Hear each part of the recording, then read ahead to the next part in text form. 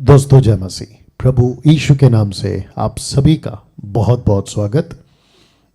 दूसरे दिन इस हफ्ता के जो प्रोग्राम कर रहे हैं पिछले हफ्ते से, पूछो जो भी पूछना है।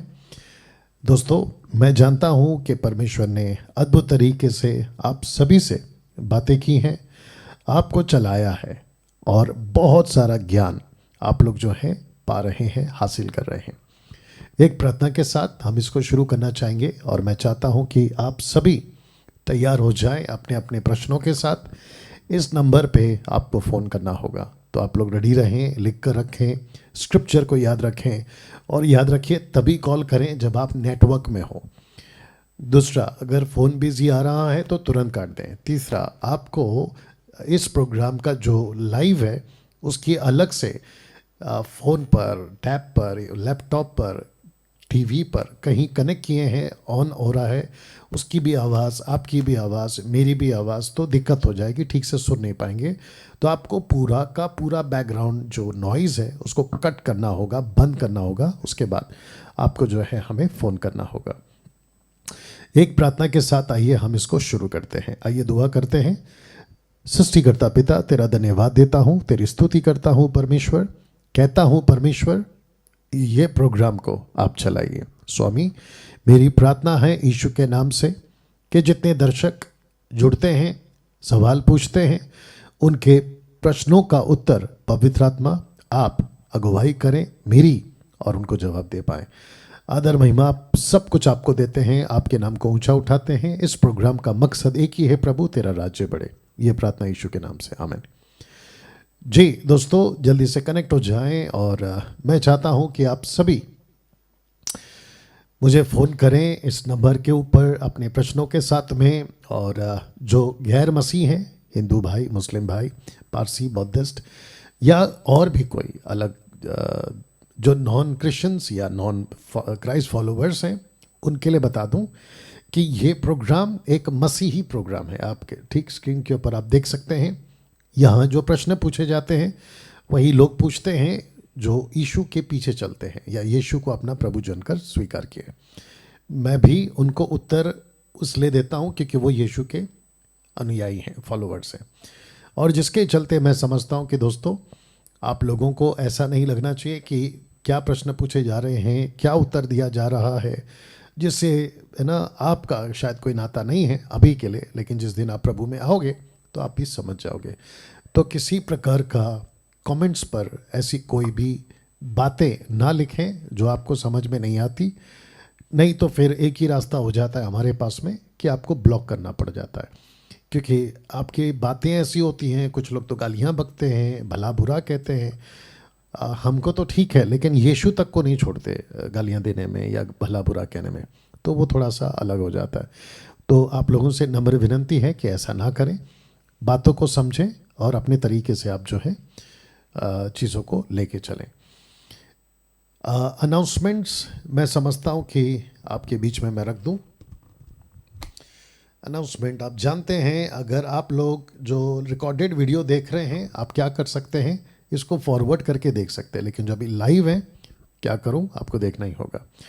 मसीह मंथन बैठक इन दी ऑनलाइन चर्च अब हो चुका है शनिवार को। पहला चलता था रविवार को, अब हो गया है शनिवार को। पहले संडे था, अब सैटरडे हो गया, लेकिन वक्त वही है, 8 PM 8 बजे।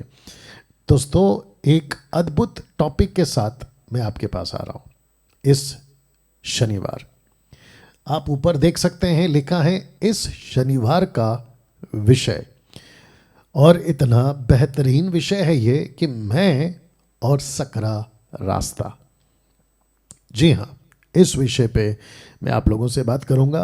1 अक्टूबर को सैटरडे को होगा, और साथ ही साथ प्रभु भोज भी होगा। प्रभु भोज, लॉर्ड सपर, प्रभु भोज, और वो सभी जो प्रभु भोज में भाग लेते हैं, मैं चाहता हूं कि आप सभी लोग तैयार रहें प्रभु भोज में हिस्सा लेने के लिए, क्योंकि ये अगले महीने का पहला सभा होगा, पहला सप्ताह होगा, पहला शनिवार होगा। और एक चीज़ बता देता हूं कि आप में से किसी को नहीं लगना चाहिए कि हम सबत के कॉन्सेप्ट को मानते हैं। जी नहीं, जुडियाज़म, यहूदीवाद, साबात, उसको हम नहीं मानते क्योंकि वो व्यवस्था का दायरे में आता है और व्यवस्था को पालन करने वाला बाइबल कहती है श्रापित है, गलतियों 3:13।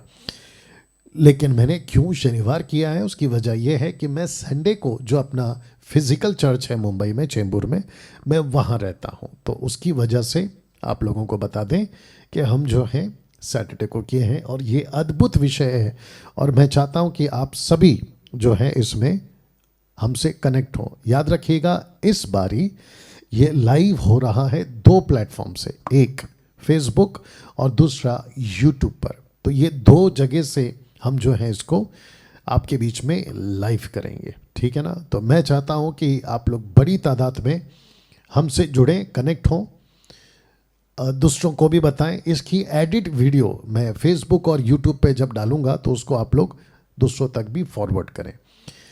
साथ ही साथ मसीह मंथन बैठक के leaders and pastors and leaders आप देख सकते हैं, जिनको ऑथोराइज्ड एंड रिकॉग्नाइज्ड, मतलब जिनको हमने अधिकार दिया है और जिसको हम जानते हैं, जिनको हमने ट्रेन किया है। हालांकि ट्रेन करने का प्रोसेस अभी भी जारी है, जिनके साथ हम सप्ताह में 2 दिन मिलते हैं बैक टू बैक। एक है थर्सडे, दूसरा है फ्राइडे, गुरुवार और शुक्रवार 8 बजे। इस वचन के मुताबिक हम जो है लोगों को ट्रेन करते हैं।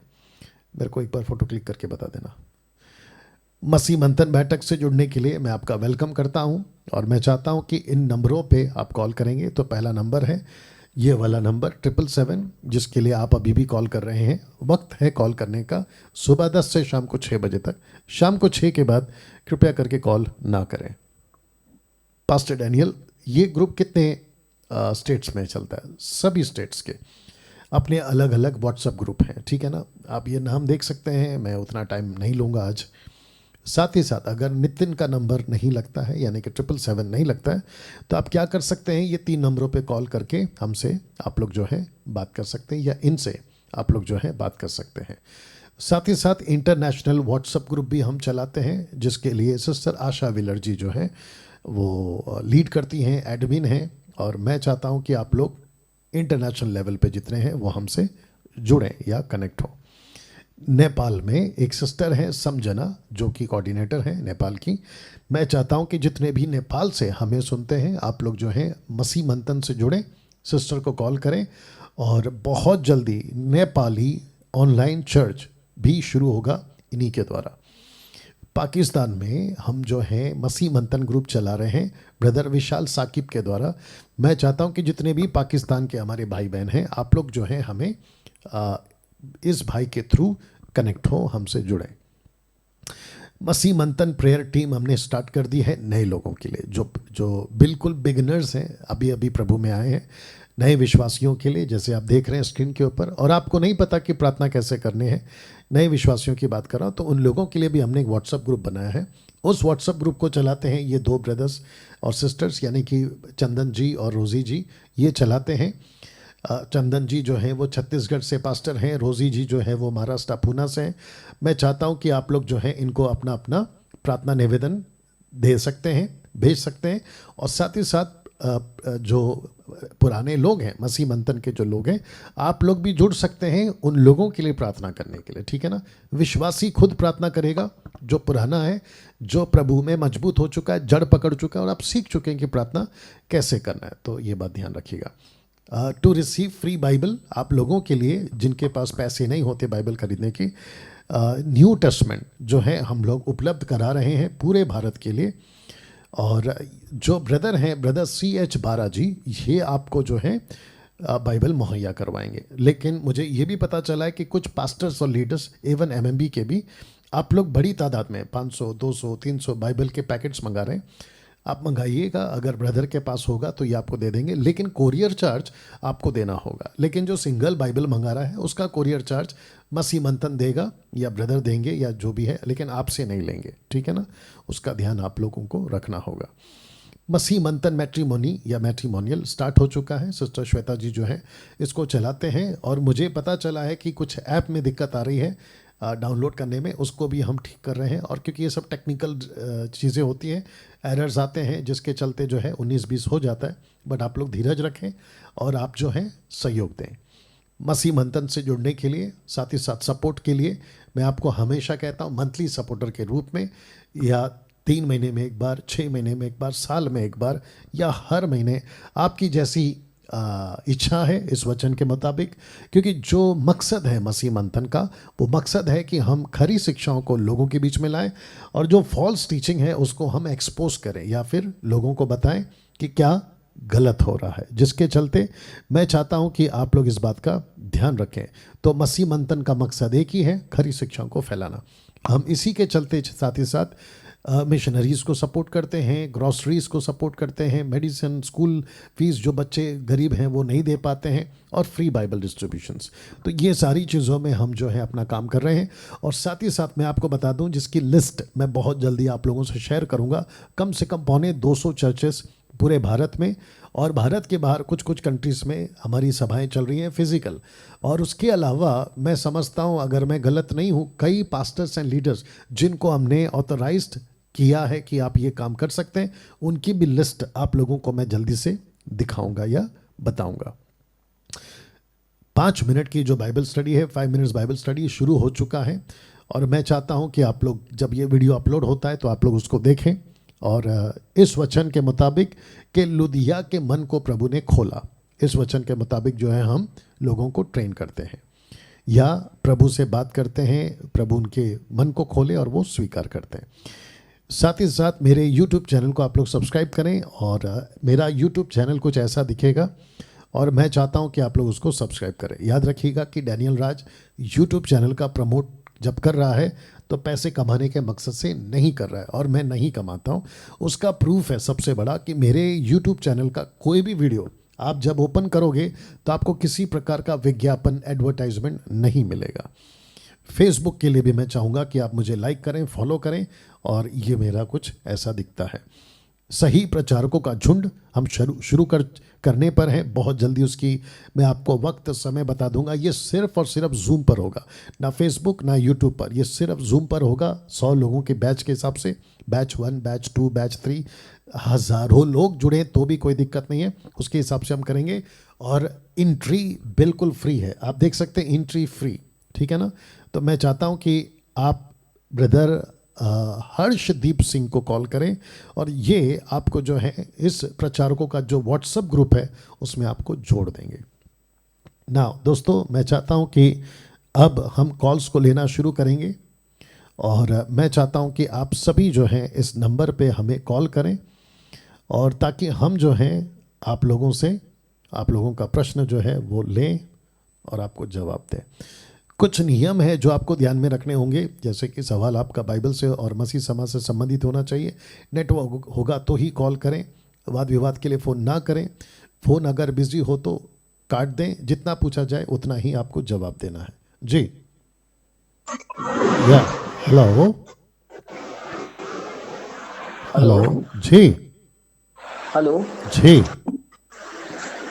हेलो जी भाई साहब, मैं सुन रहा हूँ। हेलो हेलो मैं सुन रहा हूँ सर, आप बोलिए। हाँ सर, जय मसीह की। या जय मसीह। सर मेरा सवाल है जी। याकूब 5 का 14। जी यदि यदि तुम में से कोई रोगी हो जी है तो जी कलीसिया के प्राचीनों को बुलवाए और प्रभु के नाम से जी उस पर तेल मलकर उसके लिए प्रार्थना करे, जी और विश्वास करे कि वह विश्वास करे कि प्रार्थना के द्वारा रोगी बच जाएगा और प्रभु उसके लिए उठा के खड़ा करेगा। तो सर इसमें जैसे ये मेरा सवाल है कि सर आज बहुत से जो कि इस वचन को लेके कहते हैं कि तेल पानी, जैसे आप हाँ मैं तो जानता हूँ सर, लेकिन मैं चाहता हूँ कि आप इस चीज का खुलासा करें कि जैसे बहुत से लोग हैं वो कहते हैं कि अगर ऐसा नहीं है तो ये देखो याकूब के 5 के 14 में लिखा हुआ है कि तेल का सहारा लेना चाहिए या नहीं लेना चाहिए सर। जी जी जी ठीक है ठीक है ठीक है, मैं उसका जवाब दे रहा हूँ आपको। आपका नाम क्या है सर? जी मेरा नाम है राहुल और मैं दिल्ली स्टेट से बोल रहा था। गुड, ओके, बस बस बस बस बस बस ओके ब्रदर राहुल जी, आप दिल्ली से हैं और आपका हम स्वागत करते हैं। पूछो जो भी पूछना है फेसबुक लाइव प्रोग्राम में। इनका प्रश्न वह यहाँ है, उसके पीछे वजह भी उन्होंने बताई। याकूब की किताब उसका 5वां अध्याय वचन 14, 15, 16 तक भी जाएंगे तो भी कोई दिक्कत नहीं है। वहाँ पे जो तेल लगाना है, बीमारों पर जो तेल लगाना है, और जिसी को यीशु ने भी कहा है कि तेल लगाकर लोगों ने प्रार्थना की। यीशु के जब चेले गए थे प्रार्थना के लिए या वचन सुनाने के लिए, कोई दिक्कत नहीं है। मैं अभी भी कहता हूँ, मैं पहले भी कहता हूँ, सबसे पहली चीज़ विश्वासी खुद प्रार्थना करे, उसको दूसरों के लिए प्रार्थना की ज़रूरत नहीं है, प्राचीनों की प्रार्थना की आवश्यकता नहीं है, क्योंकि उसका रिश्ता प्रभु के साथ में हो गया। और रोमियो की किताब उसका 8वां अध्याय वचन 26 लिखा है कि हम नहीं जानते प्रार्थना कैसे करना है, लेकिन पवित्र आत्मा आहें भर भर कर जो बयान से बाहर है आपके लिए और मेरे लिए विनती करता है। कौन? पवित्र आत्मा मुझको और आपको सिखाता है। मत्ती 6:6 यीशु ने कहा, दरवाज़ा बंद करो, तुम खुद प्रार्थना करो। इसी याकूब की किताब में 5वें अध्याय में वचन 13 में लिखा है कि जो आनंदित है वो स्तुति के गीत गाए, लेकिन जो दुखी है वो खुद प्रार्थना करे। योएल की किताब 2 अध्याय, अगर मैं गलत नहीं हूं, 28 वचन कहता है कि जो प्रार्थना करे। यिर्मयाह 33:3 कहता है ये यदि तुम मुझसे मांगोगे, परमेश्वर बड़ी बड़ी बातें तुम्हें बताएगा, है ना।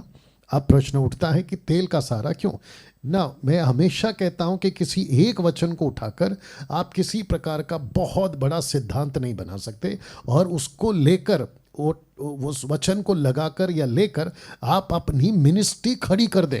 दूसरे शब्दों में, मेरी भाषा में, अपनी दुकान खड़ी कर दें। ये टोटल गलत हो जाएगा, क्योंकि तेल लगा सकते हैं।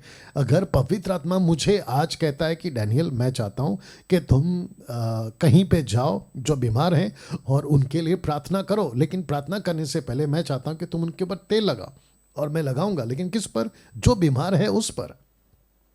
और ये मैं तब करूंगा जब पवित्र आत्मा मुझे कहेगा। लेकिन अगर मैंने एक दिन ऐसा किया, बहुत ध्यान से सुनिएगा आप लोग, अगर मैंने एक दिन ऐसा किया कि प्रभु ने कहा कि डैनियल इसके ऊपर प्रार्थना करो तेल लगाकर, मैंने किया और मैंने देखा कि वो ठीक हो गया, तो क्या इस आधार पर, उस बेस पर मैं अपनी मिनिस्ट्री खड़ी कर दूं कि अब से डैनियल राज के नाम पर मेरा फोटो के साथ तेल की बोतल पर मैं स्टिकर लगा दूं, मेरा फोटो चिपका दूं, और यीशु का ये वचन याकूब 5:14 उस पर लगा दूं और उसको बेचना शुरू कर दूं? मुझे बताइए कहां तक सही है? ये टोटल गलत है। ठीक है, कुछ लोग कहते हैं कि हम तेल लगाए, तो लगाओ भाई, तेल लगाओ, आपका न्याय प्रभु करेगा, लेकिन बेचते क्यों हो? और ऐसे लोगों से पैसे लेते क्यों हो जो नए लोग हैं? और दूसरा बता दूं, राहुल जी आप ही सुनिएगा, दूसरा बता दूं कि ये वचन विश्वासियों के लिए नहीं है। कॉन्टेक्स्ट को पूरा पढ़ोगे तो लिखा है कि विश्वास की प्रार्थना के द्वारा जो व्यक्ति है, उसके विश्वास के द्वारा जो नया व्यक्ति है, लिखा है अगर उसने पाप भी किया हो तो उसकी भी क्षमा हो जाएगी। तो मेरा क्वेश्चन है कि विश्वासी अगर पाप कर रहा है तो फिर वो विश्वासी कैसे हुआ, है ना। अविश्वासी अगर आता है चर्च में, याकूब का किताब को अगर ठीक से पढ़ोगे तो वहाँ पर विश्वासी और अविश्वासी, एग्जाम्पल उसी का किताब का 2 अध्याय लिखा है कि तुम्हारी सभा में अगर कोई सोने के छल्ले पहन कर आता है और कोई गरीब आता है, तो वो चर्च की बात कर रहा है जहाँ लोग आते हैं, और आने दो। और अगर ऐसा कुछ वहाँ का उस वक्त कर रहा होगा तो उसको करने दो। अच्छा, इसी याकूब का किताब का 5वां अध्याय में वचन 16-17 अगर आप आगे पढ़ोगे, लिखा है धर्मी के प्रार्थना के प्रभाव से बहुत कुछ हो सकता है। तो फिर प्रश्न उठता है कि धर्मी कौन है? धर्मी तो हम सब हैं। किसने कहा कि केवल प्राचीन धर्मी होते हैं? या तो धर्मी वो सब है जिसने अपना जीवन प्रभु यीशु को दिया। तो इस प्रकार की जो बातें लोग कर रहे हैं, एक वचन को उठाकर अपनी पूरी की पूरी दुकान खड़ी कर रहे हैं कि देखो यहाँ लिखा है इसलिए हम तेल बेचेंगे, देखो यहाँ लिखा है इसलिए हम ये करेंगे। नहीं, पौलुस के क्या कहते हैं, कपड़ों से लोग ठीक हुए, तो इसका मतलब क्या है? जो पौलुस के साथ हुआ उसको पौलुस ने नहीं किया, उसको प्रभु ने करवाया। पतरस की परछाई से लोग ठीक हो गए, पतरस ने ठीक नहीं किया, प्रभु ने करवाया। और आज भी अगर प्रभु करवाता है तो कोई दिक्कत नहीं है, लेकिन क्योंकि वो हुआ इसके लिए मैं कपड़ों की रुमाल की दुकान लगा दूं और कहूं कि देखो डैनियल राज ने इसको अनाइंट किया है इसलिए तुम लोग सब खरीदो। ये तो टोटल मूर्खता है। मुझे साथ ही साथ ये भी पता चला, राहुल आप लाइन पे हैं?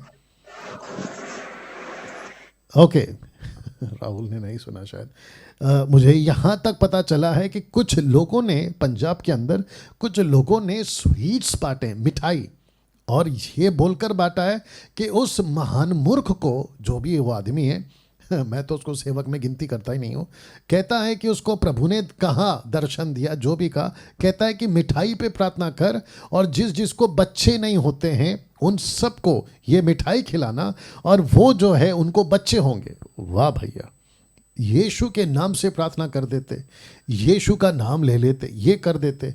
ठीक है, चलो, आपको लगा कि मुझे प्रभु ने कहा कि मैं मिठाई का ये करूं। ठीक है, मेरा कॉन्सेप्ट ये, मेरा प्रश्न ये है आप लोगों के कॉन्सेप्ट के हिसाब से कि आपने सबको मिठाई खिलाने के लिए प्रभु ने बोला है या किसी विशेष एक व्यक्ति को? क्या पूरे के पूरे चर्च को मिठाई खिलाने के लिए बोला है? कॉमन सेंस है। तो आपकी जो चर्च में लोग आते हैं वो तो प्रभु के लोग हैं, और अगर प्रभु के विश्वासी हैं, परमेश्वर से प्रार्थना करें कि मुझे बच्चा नहीं हो रहा है, तो मिठाई खाने से बच्चा हो जाएगा। एक और महाशय है, बड़ी सेवा है, बड़ी चर्च है, बड़ा नाम है, नाम तो लेता नहीं हूँ, महामूर्खों का सरदार बोल सकते हैं उसको, ये नया नाम दे रहा हूँ मैं उनको।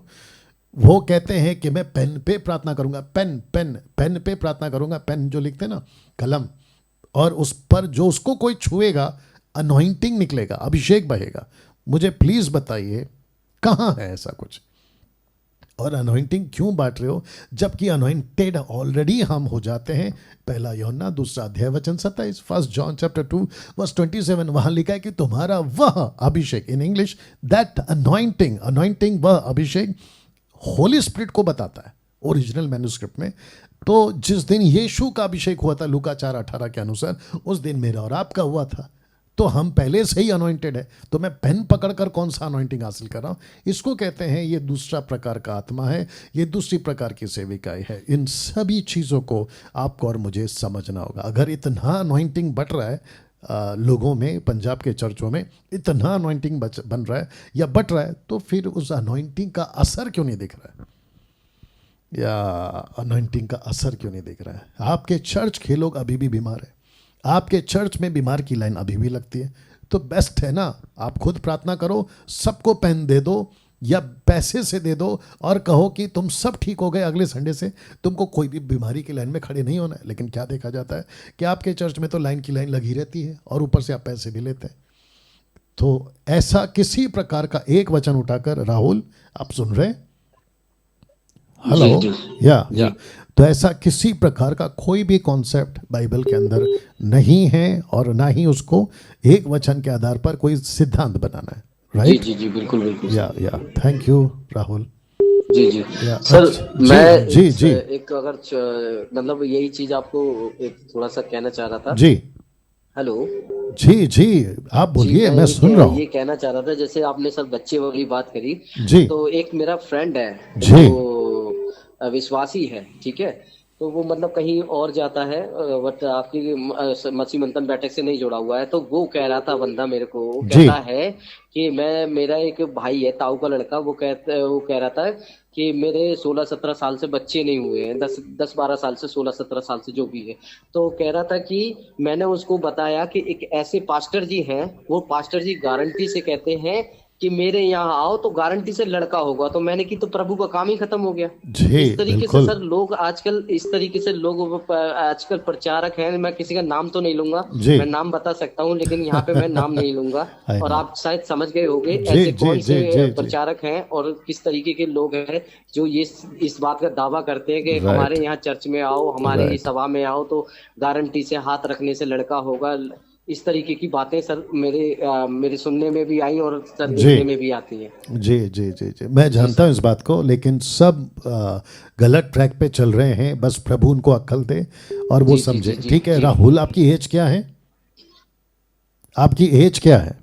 सर मेरी एज है 34 साल सर। 34 साल। और आपने प्रचारकों का झुंड जो मैं तैयार कर रहा हूँ, आपने उसको ज्वाइन किया? सर उसमें मैं जुड़ चुका हूँ, बिल्कुल सर, मैं आपका हर प्रोग्राम देखता हूँ सर, जुड़ चुका हूँ और कट। मैं सर जब से आपसे जुड़ा हूँ, जी। प्रभु ने मेरी बुद्धि और समझ को प्रभु ने खोला है। और वाह। मैं सर पहले मसीह जीवन को बहुत ही हल्के में लेता था, लेकिन आपके वाह, वचन के जैसे प्रभु के दास के क्या द्वारा बात है। यानी कि आपके द्वारा सर मुझे पता लगा कि मसीह जीवन बहुत वास्तव में अद्भुत, है क्या। ये बहुत हंसी अद्भुत, बेहद ठट्टा और खुशी। ये सब चीजें नहीं है, मतलब बहुत बहुत सी गुड गुड। गंभीरता का जीवन है और दुख और कलेश उठाना या यही या चीज है। या और या ये चीजों को मैं सर समझ पाया बहुत अच्छी तरीके से, या और भी प्रभु मुझे समझने के लिए मौका दे रहा है सर। जी, thank you Rahul, God bless you जी राहुल, जी गॉड जी bless. Bye sir, bye. Thank you sir, yeah thank you, yeah बहुत बहुत या या धन्यवाद sir. Yeah okay, next call. Yeah hello. Hello. जी हेलो। जी सुन रहे हैं आप, बोलिए। जय मसीह की पास्टर जी, मैं जय बबली मसीह। सिंह पटना बिहार से बोल रही हूँ। जी जी, मैं अभी अभी मसीह मंथन में, मतलब ये 15 दिन से मैं मसीह मंथन प्रोग्राम देख रही हूँ यूट्यूब और फेसबुक पे। जी मेरा सवाल ये है सर जी कि अगर कोई पास्टर हमें बार बार चर्च बुलाए, दुष्ट आत्मा किसी व्यक्ति में है, और वो हमें बोले कि एक बार में मैं तुम्हें ठीक नहीं कर सकता, तो क्या हमें उस चर्च के पास्टर की बात माननी चाहिए? और हमें कैसे पता चलेगा कि ये पास्टर जो अन्य भाषा में बोलता है, उसके लैंग्वेज में प्रभु का ये भाषा जो बोलते हैं कि प्रभु मुझसे बातें करता है? ओके ओके, बहुत बहुत शुक्रिया, मैं आपका जवाब दे रहा हूँ। और आपने, आपका नाम क्या है? सर मेरा नाम बबली सिंह है बबली और सिंह। मैं नई ठीक है, विश्वासी हूँ। मेरे घर ठीक में है, मैं ही बस बस विश्वास करती बस हूँ बस बस यूट्यूब बस। से। बाप रे वो जो पॉइंट होता है ना कि जो जितना पूछा जाए आपको उतना ही बोलना है, तो लंबा चौड़ा हो जाता है तो दिक्कत हो जाती है। बबली सिंह जी का कहना है कि एक ऐसा पास्टर है जो अन्य भाषा बात करता है, यानी जिब्रिश, बाइबल वाली नहीं, शैतान वाली। और वो पास्टर कहता है कि मैं एक बार में दुष्ट आत्मा नहीं निकाल सकता, इसलिए तुमको बार बार आना पड़ेगा। ऐसी वाली बातें आप लोगों ने भी सुनी है। अब मैं कहना चाहता हूं कि सबसे पहली चीज, पास्टर दुष्ट आत्मा नहीं निकालता। यीशु की सामर्थ्य से और यीशु के नाम से दुष्ट आत्मा निकलती है, पहली बात। दुष्ट आत्मा एक दिन का विश्वासी भी निकाल सकता है, और 10 20 50 साल का जो विश्वासी या सेवक है वो भी निकाल सकता है, क्योंकि वो अधिकार है। यीशु ने कहा, मरकुस 16 में, यीशु ने कहा जो विश्वास करे बपतिस्मा ले, उसी का उद्धार होगा। विश्वास करने वालों में ये चिन्ह होगा। क्या चिन्ह होगा? चिन्ह ये होगा कि वो नई नई भाषा बोलेंगे, यानी कि ग्लोसा, नॉट जिब्रिश। दूसरा, दुष्ट आत्मा को निकालेंगे, बीमारों पर हाथ रखेंगे वो ठीक हो जाएंगे, नाशक वस्तु पी जाए कोई हानि नहीं होगी। ये सारे के सारे अधिकार उस व्यक्ति को मिलता है जिस दिन उसने अपना जीवन प्रभु को दिया। हाँ, प्रैक्टिस में टाइम लगता है, क्योंकि उसको खुद को तैयार होना होता है।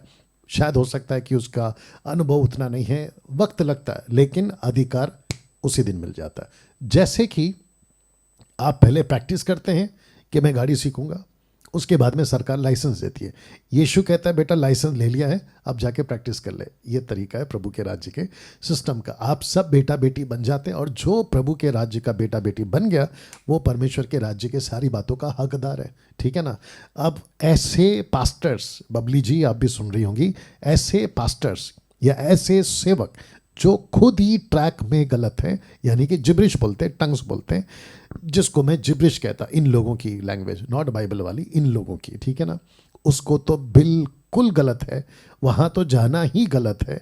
दूसरी चीज़, ऐसी जगह पे सिस्टर आप भी मत जाइए, और जितने दर्शक देख रहे हैं मैं उनको भी कहना चाहता हूँ कि नहीं जाना, क्योंकि वो गलत स्पिरिट में चल रहा है। पहला यूहन्ना 4 वचन 1 और 2 कहता है, टेस्ट द स्पिरिट। टेस्ट, परखो, तो हमको परखना है। दिक्कत क्या होती है मैं आपको बताता हूँ। आपको गॉस्पल मिला, किसी से भी मिला, आपने सुन लिया और आप चले गए परमेश्वर के दासों के पास में, और आपने कहा कि ओ मेरे को प्रभु अच्छा लग रहा है, वहाँ की वर्शिप मज़ा आता है, वहाँ का प्रचार जोक, कॉमेडी, मोटिवेशनल, ऐसा टाइप का प्रचार शुरू में बड़ा मज़ा आता है। देखिए जो बच्चा होता है ना, छोटा छोटा बच्चा होता है ना, जस्ट बॉर्न बेबी, उसको नहीं पता होता है कि ये मेरा बाप है, ये मेरी माँ है, ये मेरा घर है, ये मेरी मातृभाषा है, नहीं पता होता है। वो बच्चा जैसे जैसे बड़ा होता है ना, तब वो पता लगाता है, और जब वो पूरी तरह से मैच्योर हो जाता है, होश में आ जाता है, तब तो पुख्ता हो जाता है, कन्फर्म हो जाता है। मसीहत में कुछ बच्चे शुरू में आते हैं, लेकिन उसके बाद में उनको हर चीज़ जांचना है। मैंने बीच में प्रचार भी किया था, और मैं फिर करूँगा, क्या आपका पास्टर सही है? क्या जिस चर्च में आप जा रहे हैं वो चर्च की टीचिंग सही है? अगर इसको नहीं जांचा, जल्दी से नहीं परखा, भटक जाओगे, बहक जाओगे और बहुत लंबा चले जाओगे, और उनकी जो बातें हैं ना वो रूटेड हो जाएंगी, कॉन्क्रीट हो जाएगा। उसके बाद में मेरी जैसी बातें, मुझ जैसे जो प्रचार करते हैं, आपको फिर हम गलत लगेंगे। आप फिर हमको बोलोगे कि ये तो शैतान की टीचिंग है, ये उल्टा हो जाएगा। यीशु जब आए थे ना, अभी थोड़ा लंबा हो जा रहा है, यीशु जब आए थे तो यीशु जब प्रचार करते थे तो यीशु ज्योति की बात करते थे, लाइट की बात करते थे, रोशनी की बात करते थे। लेकिन उस वक्त में जो शास्त्री फरीसी थे ना, जो अंधकार में थे, वो यीशु को कहते थे कि इसके अंदर शैतान है। यूहन्ना 10:20। Can you believe this? यीशु को कहा कि इसके अंदर शैतान है, जबकि शैतान किस में था? आप ही बताइए।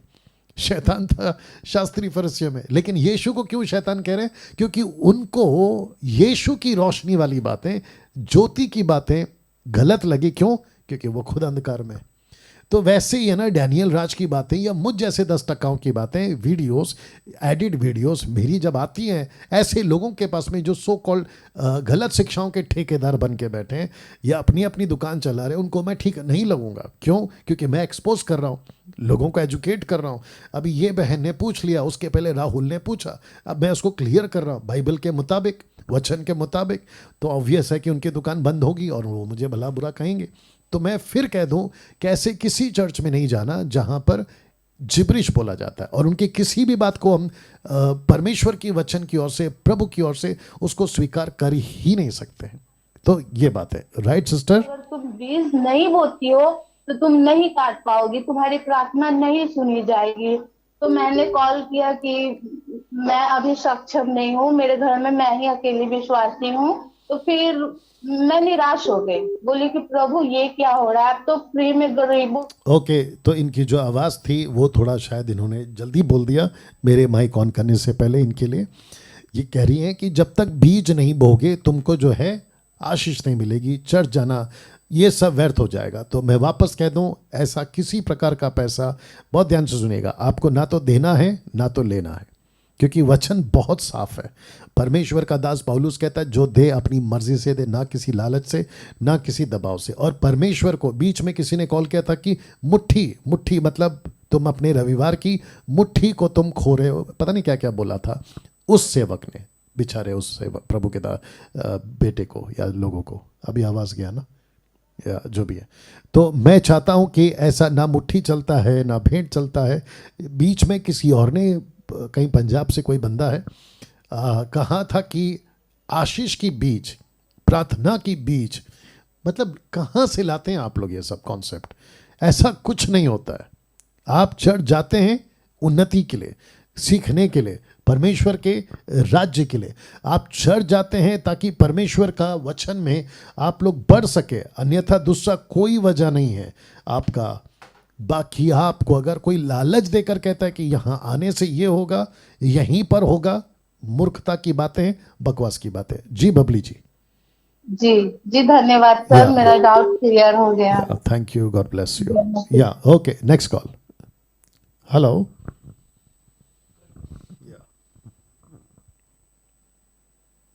Hello hello hello. Yeah next call. Hello. Hello जी जय मसीह की पास्टर जी। जी, जय मसीह, जय मसीह। मैं ना चंडीगढ़ से बोल रही हूँ पास्टर जी। Okay. मेरा नाम रीता है जी, मेरा वो एक प्रश्न था पास्टर जी। बोलिए। जो प्रकाशित वाक्य है ना पास्टर जी, प्रकाशित वाक्य का 7 का। जी जी, आप बोलते जाइए, मैं सुन रहा हूँ। 1,44,000 के बारे में बोला है ना पास्टर जी। ओके, मैं समझता हूँ कि 1,44,000 का ऊपर मैं वीडियो बना चुका हूँ। रेवलेशन की किताब पे मैं प्रचार कर चुका हूँ। तो सिस्टर जी को भी कहूँगा कि आप लोग देख सकते हैं वहाँ पर। और बाकी जो दर्शक हैं, आपको भी पता है कि वो 1,44,000 कौन है, तो डिटेल में दिया हूँ। अभी नहीं दे पाऊँगा क्योंकि उसके लिए काफ़ी लंबा जाएगा, तो आप लोग उसको ज़रूर देखें। Next call. Yeah hello. या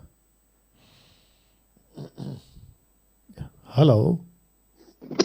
जय मसीह पास्टर जी। जय मसीह। तो मैं रवि बोला हूँ उत्तर प्रदेश से। जी बोलिए रवि जी। सर, मेरा एक प्रश्न था कि क्या मसीह लग्जरियस लाइफ जी सकते हैं?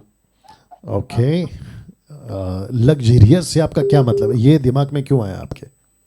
तो जैसे कुछ ऐसे मसीह लोग होते हैं, उनका काफ़ी प्रॉपर्टी रहती है, उनके पास बंगला रहता है, गाड़ी रहती है, तो बहुत ज़्यादा प्रॉपर्टियाँ रहती हैं। तो ओके सर मसीह बनने के बाद क्या वो सब वो उसका क्या नाम है कि उसका सुख भोग सकते हैं कि नहीं भोग सकते हैं?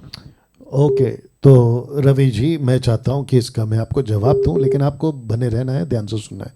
जितने दर्शक हैं उनका रवि जी का ये कहना है कि क्या एक विश्वासी गाड़ी बंगला लग्जरियस लाइफ जी सकता है क्या, ये उनका प्रश्न था। मैं इसको ऐसे जवाब दूंगा, अगर कोई बहुत बड़ा टाटा बिरला अंबानी करोड़पति अगर प्रभु में आए तो क्या हम उसको पहले ये कहें कि आपको अपना सब कुछ जो है गरीबों को दान करना है, आपको सब कुछ दे देना है और बिल्कुल कंगाल हो कि आप प्रभु के पास आए? क्या ऐसे कर सकते हैं? तो मैं इनसे भी पूछूंगा। रवि साहब। जी ऐसे नहीं कर सकते हैं। Very good. तो फिर उसको क्या कहेंगे, वो कौन सा जीवन जी रहा है? तो अच्छी लाइफ जी रहे हैं। हाँ नहीं, लेकिन साथ ही साथ लग्जरी भी जी रहा है ना। अभी वो अच्छा खासा जी रहा है, उसके पास में BMW मर्सिडीज या दुनिया भर का पैसा है, तो उसको तो नहीं बोल सकते ना कि अब ये सब कुछ त्यागो। हाँ, दूसरा ऐसा हो सकता है रवि जी कि कोई मसीह में आ गया है और वो परमेश्वर से कह रहा है कि प्रभु सेवा बाद में, वचन बाद में, आत्माओं को जीतना बाद में, लेकिन मुझे पहला बंगला दे दो, मुझे पहला गाड़ी दे दो, मुझे पहला ऐशो आराम दे दो। ये गलत है, राइट सर?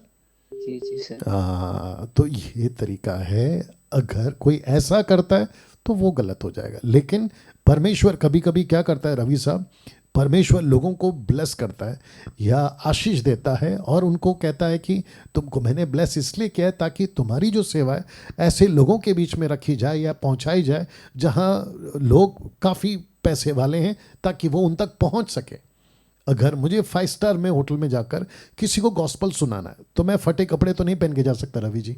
नहीं नहीं सर। हाँ, तो उस क्षेत्र में परमेश्वर क्या करता है, उस लेवल के हिसाब से लोगों को ले चलता है। अच्छा, दूसरा मेरे दिमाग में आ रहा है, जो अमेरिकन हैं, फॉरेनर्स, उनके पास तो खूब पैसा है। जी जी सर। तो फिर उनको कौन सा जीवन जी रहा है, उनको क्या कहें फिर? सर जैसे सर हम लोग ऐसे फैमिली से बिलोंग करते हैं जी सर कि लगभग 3 साल हमको विश्वासी बने हुआ होगा जी सर। काफ़ी परमेश्वर का दिया हुआ हमारे पास बहुत कुछ है। जी काफ़ी जैसे विधायक लोगों से, काफ़ी नेता लोगों से, मंत्री लोगों से काफ़ी पहुँच भी है। जी जी सर। तो वही हमारे मन में विचार आया, प्रश्न आया कि सर से हम पूछें कि क्या सर उसका हम अच्छी तरह से उपयोग कर सकते हैं ना अपनी लाइफ में, अपना जी जो जी, भी बिल्कुल बिल्कुल कर सकते हैं, बिल्कुल रख सकते हैं। आपकी अगर हैसियत है, आपके पास अगर ताकत है, तो मैं चाहता हूं कि आप खरीदो ना गाड़ियां, क्या दिक्कत है? जी जी सर। आप अच्छा घर खरीदो, अच्छा गाड़ी खरीदो, आप सब कुछ खरीदो। अभी एक छोटा सा एग्जांपल देता हूँ, क्योंकि मसीह मंथन को लेकर और डैनियल राज को लेकर कई लोगों की अलग अलग धारणाएं हैं। मैं आपको बता दूं रवि जी, आप भी सुनिएगा। अगर सोचिए कि अगर मुझे लाइव आना है तो मुझे एक ऐसा टीवी खरीदना होगा जो अच्छी क्वालिटी का है, मतलब उसकी जो पिक्सल्स है या उसका जो डिस्प्ले है वो 4K का हो या फिर अच्छा हाई रेजोल्यूशन वाला हो। तो मुझे उसको खरीदने के लिए कम से कम 50,000 के ऊपर देना पड़ेगा। मैं जिस फ़ोन से शूट कर रहा हूँ वो एप्पल का फ़ोन है, क्या कहते हैं 13 Pro Max आईफोन, मैं उससे शूट कर रहा हूँ। क्यों कर रहा हूँ? ताकि उसकी क्लैरिटी अच्छी आए, लोगों को मैं स्पष्ट दिखाई दे सकूँ। ये जो लाइट है मुझे इसको सेटअप खरीदना है। ये जो ऑफिस है, मैं समझता हूँ कि ये जो अपार्टमेंट है या फिर ये जो टावर है, यहाँ पे मैंने जो 1 BHK का ऑफिस लिया है, इसकी कीमत ही मैं समझता हूँ कि 40 लाख के ऊपर है। और साथ में जो इसका इंटीरियर काम है वो 6-5 लाख चला गया। और जो ट्रैवलिंग करता हूँ मैं, वो कुछ 10-11 लाख की गाड़ी है। अगर मैं ये सब और अच्छे कपड़े अगर मैं पहनता हूँ, वो इसलिए पहनता हूँ ताकि मैं लोगों को दिखाई दूँ। अगर इसको ये सब मैं नहीं करूँ तो मैं रीच आउट कैसे होऊंगा? एक वक्त था जब पौलुस और पतरस के टाइम पे आपका 4G नहीं था, आपका इंटरनेट सिस्टम नहीं था, टेक्नोलॉजी नहीं थी, लैपटॉप नहीं था, स्क्रीन नहीं था, टीवी नहीं था, क्या कहते हैं, फेसबुक, व्हाट्सएप, जूम, यूट्यूब नहीं था। उनके वक्त में जो था उन्होंने किया। मेरे वक्त में, आपके वक्त में जो हमको मिला है हम उसको लेकर यूज़ करें। लेकिन अगर इसी को मैं लेकर कहूँ कि प्रभु तेरा धन्यवाद और मैं आराम से सोता रहूँ और अपना मजा लेता रहूँ, तो फिर गलत हो जाएगा। तो ऐसा पैसा, ऐसा धन जो प्रभु के काम में नहीं लग रहा है या प्रभु का काम नहीं कर रहा है, वो गलत हो जाएगा। राइट रवि साहब? जी जी सर, या आशा करता हूँ आप समझ गए होंगे। समझे हैं सर। या तो सर जी जी जी जी जी, क्या क्या सर, एक बार में एक ही प्रश्न की और भी प्रश्न चलेगा? अरे नहीं नहीं, बोलिए ना, बोलिए। सर एक जैसे एक प्रश्न है सर, बस सर बस 1 सेकंड सर। जी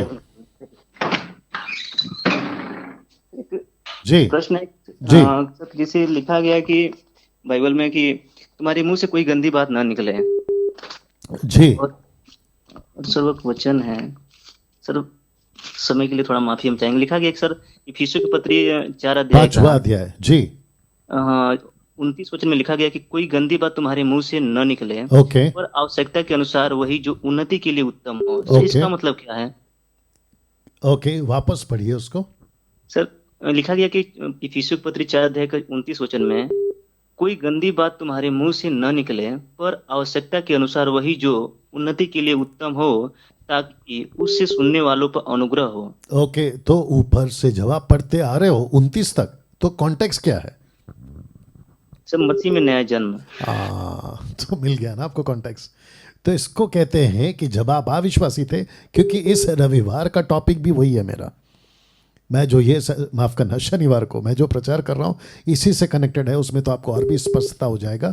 लेकिन कोई गंदी बात, मतलब ऐसी कोई बातें जो संसार में चलती है वो लोग करते होंगे, इफिसियों के कलीसिया के लोग करते होंगे, जिसको पौलुस ने कहा कि ये ना करो, बल्कि तुम क्या करो, उन्नति की बात करो। जैसे वचन की बातें हैं, दूसरों को इनकरेज करने की बातें हैं। अभी मैं जो कर रहा हूँ उन्नति की बातें कर रहा हूँ, कलीसिया की देह को बढ़ाने की बात कर रहा हूँ। मगर यहाँ पर आकर मैं अमिताभ बच्चन की डायलॉग की बात करूँ या फिल्म लाइन की बात करूँ, तो ये तो गलत हो जाएगा ना। जी जी। हाँ, तो पौलुस उसको कह रहा है कि कोई और बात मत करो, लेकिन उन्नति की बात करो। अच्छा, इसमें सर दूसरी पॉइंट इसमें जोड़ी गई है। जी जी जी, वो कॉन्टेक्स्ट को पढ़ते पढ़ते समझना होगा। जी जी सर, या ठीक है sir, okay sir, yeah God bless, bye bye. Okay, next call. Hello, cut करिए जी, आपका जो आवाज है ना पीछे उसको बंद करिए भैया। हेलो, हाँ जी सर, जी आपने पहले उसको बंद क्यों नहीं किया? बंद कर दिया सर। वही तो पूछ रहा हूँ, पहले क्यों नहीं किया? वो पहले मेरे को लगा मेरा कॉल नहीं लगा है, इसीलिए। अच्छा, सॉरी ठीक सर है, इसके लिए। नेक्स्ट टाइम ध्यान रखिए जी। सर मैं बेंगलोर से विनोद बात कर रहा हूँ, बोलिए। नेपाल का रहने वाला हूँ सर। बोलिए मेरा सवाल है सर, वो सभी आदमी के लिए है। जी।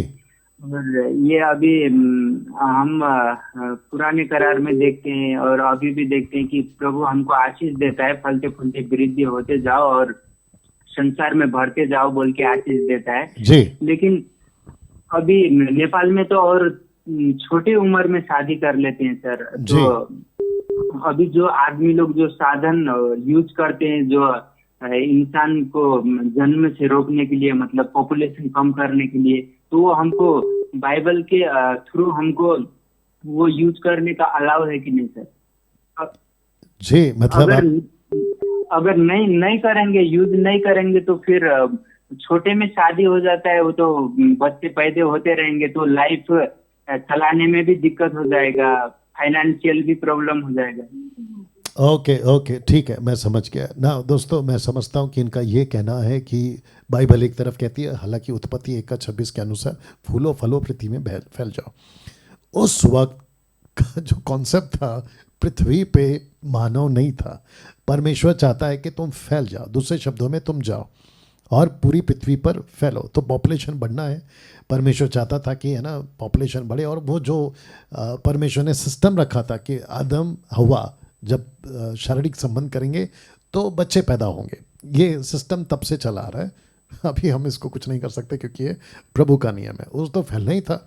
लेकिन उस वचन को उठाकर अगर आप चले जाते हो चाइना में, क्योंकि वहाँ पर तो पॉपुलेशन बहुत फैला हुआ है। मैं समझता हूँ कि भारत दूसरे नंबर पे और चाइना पॉपुलेशन के मामले में फर्स्ट नंबर पर। वो बात अलग है कि भारत अभी 1 हो जाएगा, नंबर 1 पे आ जाएगा जो तरीके से फैल रहा है। अगर सरकार कहती है हम दो हमारे दो, हम दो हमारे एक, तो फिर वैसा करो, कोई दिक्कत नहीं है। उस वक्त की बातें, आज की बातें अलग है। जो संविधान है उसके मुताबिक हमें चलना होगा, जो रूल है सरकार का उसके मुताबिक हमें चलना होगा। छोटे बच्चों की शादी बिल्कुल गलत है, 12 साल 13 साल है ना, लड़की मैच्योर हो जाए। देखिए सब बुद्धि का खेल है, और सरकार ने नहीं कहा कि आपको छोटे बच्चों की शादी कराना। ऐसा कब कहा सरकार ने? किसी भी देश ने नहीं कहा होगा। तो आपकी बुद्धि है, आपको देखना है कि बच्चों की शादी कब होनी चाहिए, लड़का लड़की की शादी कब होनी चाहिए, जब वो मैच्योर हो जाए, परिपक्व हो जाए।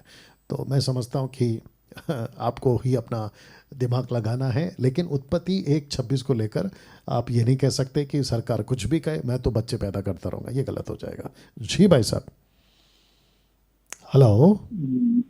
जी सर। जी ओके, हाँ जी। Okay, next call. Hello hello. Hello जी हेलो। जी हम सुन रहे हैं आपको, बोलिए। हाँ पास्टर साहब, जय मसीह की। जय मसीह, बोलिए।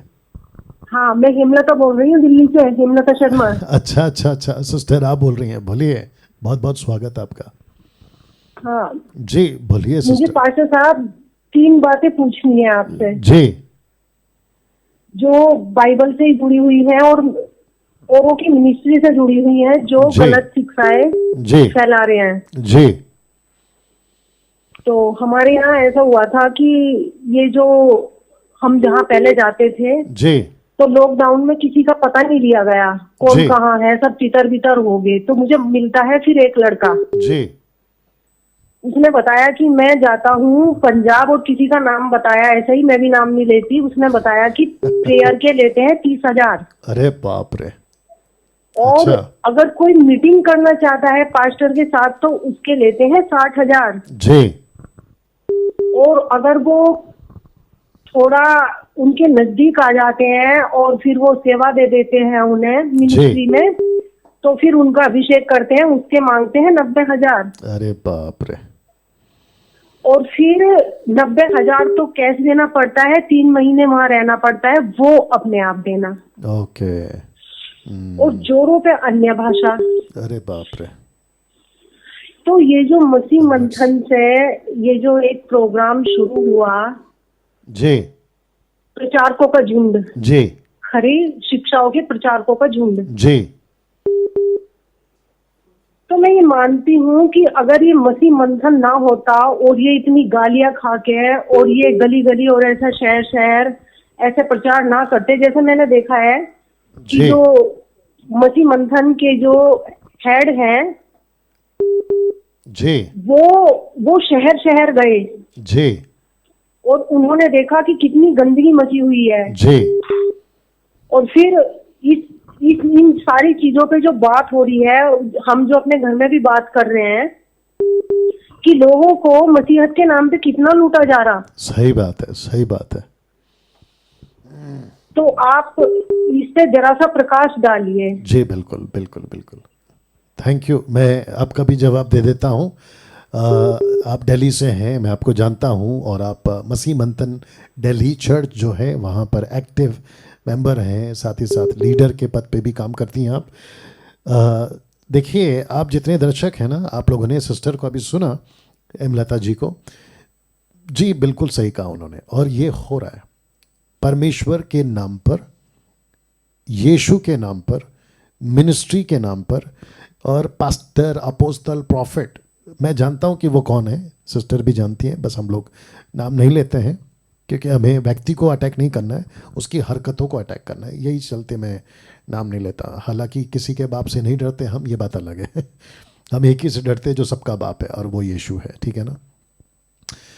तो ये सच है कि ये so called apostle profit pastor leader जो भी ये लोग खुद को कहते हैं, जहां पैसे की बात आ गई वो मिनिस्ट्री गलत है। आपको याद होगा एली के 2 बच्चे, बाइबल कहती हैं उनका नाम था लुच्चे। एली के बच्चे, हरकतें लुच्चे। सोच के देखिए, मंदिर के अंदर अब वो क्या करते थे कि जो अर्पण का मांस आता था ना, मीट, चर्बी, फैट, उसको नहीं लेना होता था, वो बर्ंट ऑफरिंग या जलाए जाने के लिए, ये सिस्टम था उन दिनों में, उसको खा लेते थे या ले लेते थे, और ज़रूरत से ज़्यादा मांस ले लेते थे। ये चलता था। सिर्फ वही नहीं, बाकी और भी बहुत कुछ चल रहा था उस मंदिर के अंदर। तब परमेश्वर ने एक लड़का भेजा था, उसका नाम था सैमुएल, ठीक है ना, उसको भेजा था, और उसने आकर उसको ठीक किया। अन्यथा जैसे सिस्टर ने कहा, अगर मसीह मंथन नहीं होता, है ना, और साथ ही साथ उन्होंने मेरे बारे में भी कहा कि अगर हम शहर शहर नहीं जाते, लोगों को एजुकेट नहीं करते, जो कि अगले साल मैं फिर करूँगा, अगर हम ये नहीं करते, सोच के देखिए क्या बेड़ा गर्क होता। और भी तो जितने लोग बचे हैं ना, और मैं परमेश्वर का धन्यवाद देता हूँ, मुझे खूब गालियाँ पड़ती हैं सोशल मीडिया पे, मेरे अगेंस्ट में खूब वीडियो बनती है, फेसबुक पे लोग उल्टा सीधा बकवास करते हैं, बहुत सारी बातें करते हैं, लेकिन उसको देखकर जब मैं चीज़ें देखता हूँ कि लोग बदल रहे, कैसे उनका जीवन सच में आ गया है, सबसे पहली चीज़ है कि वो जिब्रिश से बाहर निकल गए, टंग्स, अन्य भाषा, उससे बाहर निकल गए। और वो जब देखता हूँ लोगों के पाप का जीवन, सिस्टर ने भी कहा है ना, सच्चाई का जीवन, जब उन्होंने पता लगाया वास्तविकता क्या है। उसके पहले जो एक भाई थे वो भी कह रहे थे अगर ये टीचिंग नहीं आती तो क्या होता। तो मैं परमेश्वर का धन्यवाद देता हूँ कि मुझ जैसे 10% लोग जो खरा प्रचार करते हैं, इन चीज़ों को दूध का दूध पानी का पानी करते हैं, मैं उसके लिए परमेश्वर का धन्यवाद देता। पास्टर डैनियल, लेकिन आपकी बुराई बहुत हो रही है, उसका क्या करे?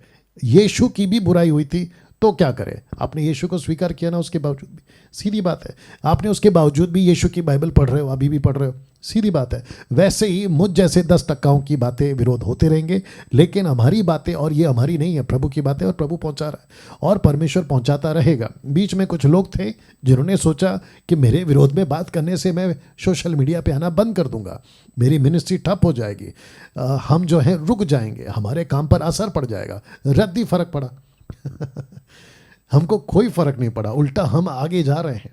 पहले मैं छोटा ऑफिस में था, अब मैं बड़े ऑफिस में आ गया हूँ। आगे जाके मुझे नहीं पता, कल को हमारा हर स्टेट में बड़ी तादाद में ऑफिस होंगे, वहाँ पर लोग होंगे, और मैं तो ये काम कर रहा हूँ। कहाँ गया ये? देखिए, मैं तो ये काम कर रहा हूँ, आप मुझे नहीं सुनना पसंद करते तो मैं हज़ारों प्रचारकों की झुंड तैयार कर रहा हूँ, फिर क्या करोगे? और सिस्टर हेमलता जी, जी हाँ, मैं समझ रहा हूँ कि आप भी प्रचारकों का जो झुंड हम तैयार कर रहे हैं, आप भी उसमें शामिल हैं। जी जी या और जिसके चलते मैं समझता हूँ कि हम बड़ी आर्मी या बड़ी सेना, एक बड़ा फौज, खरी प्रचारकों का झुंड, जिसको मैंने झुंड नाम दिया है, इसको हम तैयार कर रहे हैं। प्रेरितों की किताब 20:27 में पौलुस कहता है कि परमेश्वर की झुंड की चौकसी करो, झुंड की रखवाली करो। तो ये वो झुंड है जिसको प्रभु के वचन में बिल्कुल बाइबल कैसे पढ़ना है, हिस्ट्री को पता लगाना है, कॉन्टेक्स्ट को देखना है, ट्रांसलेशंस को पढ़ना है, लेखक के दिमाग को पढ़ना है कि लेखक ने कब के लिए लिखा, तब के लिए लिखा, या अब के लिए लिखा, या आगे के लिए लिखा। इन सब को जांच कर ही एक अच्छा प्रचारक तैयार होता है। नहीं तो आजकल तेल पानी रुमाल वाले बहुत पड़े हुए हैं, गंदगी फैलाते हुए। तो ये काम आगे भी जारी रहेगा। राइट हेमलता जी? हेलो जी या आशा करता हूं कि आपकी बातों को हमने पब्लिक के बीच में रखा है और आप उसको समझ पाई हैं। Okay, yeah thank you, God bless, या बाय बाय, थैंक यू या जी, या नेक्स्ट कॉल। हेलो, हाँ, प्रेज़ द लॉर्ड सर। या प्रेज़ द लॉर्ड।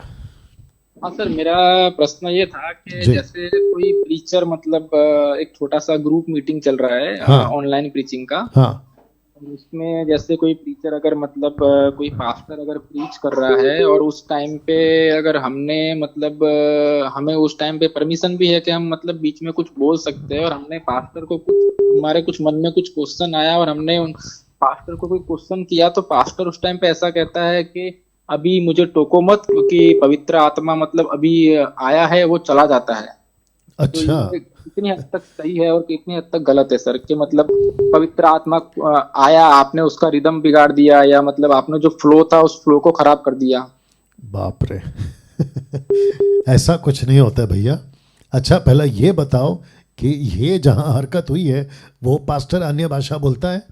हाँ सर, ये मैं गलती से मैं बस। आपका ही फॉलोअर हूँ सर। मैं पहले भी आपसे बात कर चुका हूँ, गुजरात से बोल रहा हूँ सर। मैंने अच्छा आपको अच्छा पहले अच्छा अच्छा अच्छा अच्छा। बैप्टिज्म को लेकर आपसे बात किया था सिस्टर ओके नीता ओके, के थ्रू सर। मैं आपके साथ जुड़ा हुआ ठीक है हूँ। ठीक है ठीक है, बस बस बस बस। तो आपने खुद ही कहा कि वो अन्य भाषा यानी जिब्रिश बोलता है, टंग्स में बात करता है। तो ऐसे लोग ही ऐसी हरकत कर सकते हैं और इनसे अपेक्षित है, एक्सपेक्टेड है, ऐसी हरकत ये लोग ही कर सकते हैं। और मैं आपको ये भी बता दूं कि ये दर्शन देखते हैं, वो भी उल्टा सीधा नॉन बिब्लिकल। ये प्रोफेसी करते हैं, वो भी नॉन बिब्लिकल, उल्टा सीधा। अभी मूर्खता की सीमा देखिए, जबकि वचन कहता है कि परमेश्वर का आत्मा भविष्यवक्ताओं के वश में। दूसरे शब्दों में हम बेकाबू नहीं हो सकते। और पवित्र आत्मा किसी के प्रश्न पूछने से, जैसे भाई ने कहा कि प्रश्न पूछा गया, वो भी प्रभु का बेटा है, पवित्र आत्मा ऐसे कैसे चला जाएगा? और पवित्र आत्मा पहली बात है तो आता जाता वाला कॉन्सेप्ट नहीं है। अगर वो पास्टर कहता है कि पवित्र आत्मा चला गया, तो फिर प्रश्न उठा था कि बिना पवित्र आत्मा के, बाइबल कहती है आप प्रभु नहीं कह सकते, तो फिर पूरा का पूरा प्रचार कैसे कर रहे हैं आप? ये टोटल गलत। इन लोगों से यही अपेक्षा कर सकते हैं, ऐसे हरकतें।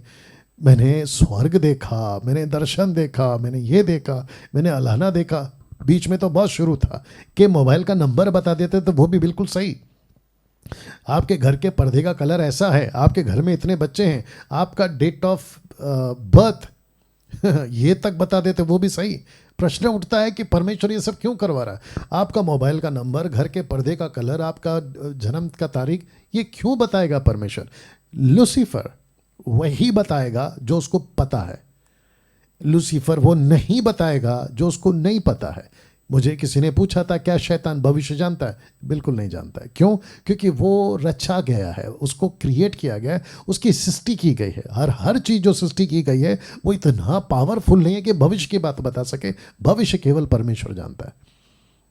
वो जो चीज़ें अभी बारिश के मौसम में आप बोलोगे मैं भविष्यवाणी करता हूँ कि बारिश आएगी, पागल, बारिश के मौसम में बारिश नहीं आएगी तो और क्या आएगी? सोच के देखिए। लूसीफर वही बताएगा। आपका डेट ऑफ बर्थ उसको पता है, आपके मोबाइल का नंबर उसको पता है, आपके घर के पर्दे का कलर उसको पता है। हाँ, कुछ चीज़ें ऐसी हैं जो अज्यूम करता है ऐसा होगा। एक व्यक्ति है पंजाब का, अपने आप को प्रॉफिट बोलता है, कहता है, उसकी डायलॉग ऐसी है, मैंने 2-3 बार देखा उसको, हालांकि मैं ये कचरा सुनता नहीं हूँ, बकवास सुनता नहीं हूँ। कहता है मैं देख रहा हूँ, मुझे कुछ दिखाई दे रहा है। अरे पागल, जब परमेश्वर बताएगा ना तो स्पष्ट बताएगा। मैं देख रहा हूँ, अटक अटक के नहीं बोलेगा तुम। और जो अटक अटक के बोलता है ना, मैं देख रहा हूँ, मैं देख रहा हूँ, मुझे कुछ बता रहा है, मुझे कुछ बता रहा है, यही गड़बड़ है। यहीं पे गड़बड़। और समझ जाना ये आदमी फेक है, टोटल फेक है। और अन्य भाषा वालों की तो किसी भी बात पर भरोसा नहीं किया जा सकता है। जो जिब्रिश बात करते हैं उनके किसी भी बात पर भरोसा नहीं किया जा सकता। टोटल गलत है। Right brother? हाँ सर, और एक सर छोटा सा सर, बहुत छोटा सा सर, 1 सेकंड और लूंगा सर। ये जो प्रॉस्पेरिटी टीचिंग के बारे में सर जो ये कहा जाता है, ये भी थोड़ा बहुत चल रहा है। अभी जितना बोओगे उतना पाओगे, एक वचन को लेकर ऐसा कहा जाता है कि ये सीजन अभी बोने का सीजन है, अभी बोओगे बाद में पाओगे। तो सर ये कितना हद तक? नहीं, टोटल गलत है। टोटल गलत है। जितना बोगे उतना पाओगे, टोटल गलत है। और जो पैसा है ना, आपको भी पूछ लेता हूँ, आप पैसा कहाँ बोना चाहते हो? उनको वो क्या कहते हैं? सर वो ऐसा मतलब वो भी ऊपर से फॉरेन में। नहीं, मैं वही कह रहा हूँ, पैसा कहाँ बोना है? चर्च में बोना है, पास्टर को देना है, क्या करना है? वो सर मतलब किसी और चर्च से जुड़े हुए फॉरेन कंट्री में वो बोलते हैं उन पास्टर का बर्थडे है वहां बोओगे। तो मैं बोला बर्थडे से मुझे क्या लेना देना है, मुझे तो प्रभु के राज्य के लिए बोना है। बर्थडे के लिए मैं क्या बो के क्या करूंगा? Good point. ओके, मैं इनसे भी कह दूं, आपसे भी कह दूं कि अगर ऐसा कोई भी कहता है कि आज मेरा बर्थडे है, आपको मैं बताऊं, मसीह मंथन के अंदर एक व्यक्ति था, मैं उसका नाम ले लेता हूं, उसका नाम था डेविडसन। पंजाब चंडीगढ़ का वो उसको हमने एरिया दिया था, लीडर बनाया था। उसने एक व्यक्ति को और काफ़ी लोगों को भी उसने कॉल किया, मुझे भी कॉल किया, मैंने भी उसको पैसे दिए, लेकिन उसके लिए नहीं, किसी और काम के लिए, ठीक है ना। वो नहीं लौटाया अभी तक, वो बात अलग है। मेरी पत्नी का बर्थडे है, उसका बर्थडे सेलिब्रेट करना है, मुझे पैसे दो। मुझे प्लीज़ बताइए, ऐसे व्यक्ति को मैं रखूं? और 1-2 बार उसको वार्न किया गया, मत करो मत करो मत करो, ये गलत है, ये गलत है, ये गलत है। लेकिन अगर वो लिमिट क्रॉस करे तो हमने उसको बकायदा मसीह मंथन से निकाल दिया। अभी बाहर जाके बकवास कर रहा है, वो बात अलग है, उसकी टीचिंग ही बिगड़ गई। पहला अन्य भाषा नहीं बोलता था, कहता था कि नहीं बिल्कुल सही है ना, अब उसको ही सिखा रहा है, कहता है कि नहीं अन्य भाषा बोलना चाहिए। ये बिगड़ गया, वो उसका टोटल ट्रैक चेंज होगा। और मैं वापस कह रहा हूँ कि ये ऐसे जितने भी जिब्रिश वाले वो इसी प्रकार का बकवास करते वाले मिल जाएंगे। किसी का बर्थडे, अगर पास्टर का बर्थडे है उसको सेलिब्रेट करो, लेकिन पास्टर की ज़बरदस्ती पे नहीं। एक और पास्टर है, महाराष्ट्र बोलूँगा मैं, एक और पास्टर है, कहता है मेरा आज बर्थडे है, आप लोग को गिफ्ट लाना ही होगा। अब आप सोच के देखिए। फिर वो ये भी कहता है अगर आप शॉपिंग करने गए आपके खुद के लिए, तो शॉपिंग करते वक्त में आपको मेरे लिए भी शॉपिंग करना है। हद है भाई साहब। अगर भीख ही मांगना था तो कायदे से भीख मांग लेते। ये कौन सा तरीका है भीख मांगने का, आप बताइए। तो ऐसे सभी हरकतें चर्चेस के अंदर चलती है और ये वो लोग ही करते हैं जो जिब्रिश बोलते हैं। पता नहीं इनको शर्म आती है या नहीं आती है, इनके अंदर ज़मीर जिंदा है या नहीं जिंदा है, नहीं समझ में आता है। प्रभु को खाकर बेच कर बैठे, जैसे जूडस ने यीशु को 30 चांदी के सिक्के में बेच दिया। पौलुस कहता है इनका ज़मीर मर चुका है। ये ऐसे लोग हैं। तो कहीं पैसा नहीं बोना है और किसी भी प्रकार के लालच में आकर कि देखिए, तो ये गलत हो गया ना। बाहर के लोग क्या कहते हैं, आप 10,000 दो आपको 20 मिलेगा। परमेश्वर ऐसा नहीं करता है, और परमेश्वर ने ये दुकान थोड़ी खोली है। चलो ठीक है, इनका नाम भूल गया मैं। या ब्रदर आपका नाम क्या बताया? नीलेश जी। एक काम करते हैं, वो जो व्यक्ति है ना उसको आप ऐसा बोलो कि ठीक है मैं आपको 1 लाख रुपए देता हूँ, मुझे 2 लाख रुपए कब मिलेगा, ऐसा पूछो उसको। राइट। और सर और ऐसा भी कहते हैं कि प्रे फॉर द अमाउंट। कुछ अगर ऑफरिंग करना है तो बोलते हैं उसके लिए भी प्रे करो कि ये अमाउंट छोटा लग रहा है। अच्छा, ये टेक्निक है। करके अमाउंट दो, this is not the right amount, pray for the amount. हाँ, ये टेक्निक है। मेरे मुंह से जो निकल गया तो पवित्र आत्मा के द्वारा ही निकला होगा, इसमें प्रे करने की क्या जरूरत है? एग्जैक्टली मैं वही कह रहा हूँ, ये टेक्निक है, इसको टेक्निक कहते हैं। ये लोग क्या करते हैं ना, एक टेक्निक यूज करते हैं और जो बेचारी बोली भाली पब्लिक है ना उसको उल्लू बनाते हैं ये लोग। और आप तो समझदार हैं, समझ गए, लेकिन बाकी लोग समझदार नहीं है ना, वो फंस जाते हैं। सर मेरे मतलब क्लोज रिलेशन में आते हैं सर, मैंने पूरा रिलेशन कट ऑफ कर दिया है। गुड, बहुत अच्छा किया। और मैं पूरी पब्लिक को भी कहना चाहूँगा, मसीह लोगों को भी कहना चाहूँगा, जो लोग प्रभु के लोग हैं मैं उनको भी कहना चाहूँगा, ऐसा किसी प्रकार का कोई बकवास आपको नहीं सुनना है। आपको पैसा पास्टर नहीं देगा, आपको पैसा इंटरनेशनल वाला प्रीचर नहीं देगा, चर्च नहीं देगा, आपको पैसा प्रभु देगा, लेकिन पैसे के बदले पैसे नहीं देगा। आपका जीवन सही रखो, प्रभु ब्लेस करेगा। और पैसे के पीछे भागने के लिए बाइबल कहाँ कहती है? उल्टा प्रभु कहता है कि जो है उसी में संतुष्ट करो।